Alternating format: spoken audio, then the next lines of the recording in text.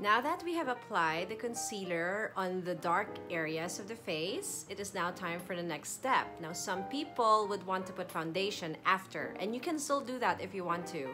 I prefer to use a powder foundation for my next step after the concealer. A powder foundation has a longer lasting effect on the face compared to just powder.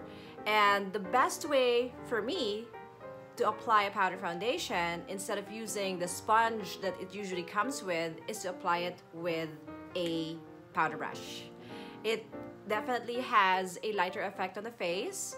It has a more natural effect on the face when you apply it with a brush, and at the same time, it helps you to prevent yourself from pulling or unnecessarily tugging onto your skin.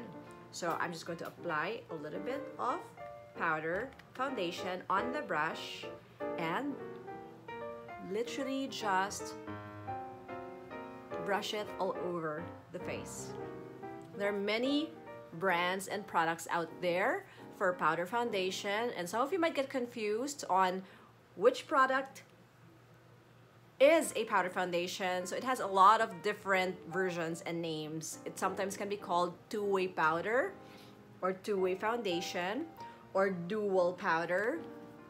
So as long as you see those words put together, basically that's your powder foundation.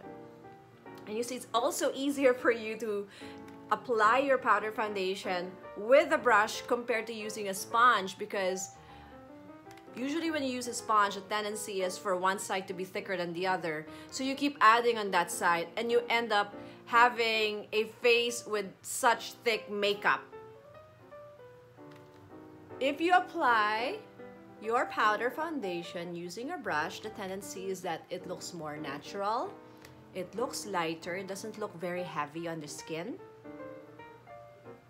There you go. And usually my instruction is just keep applying this until you're happy.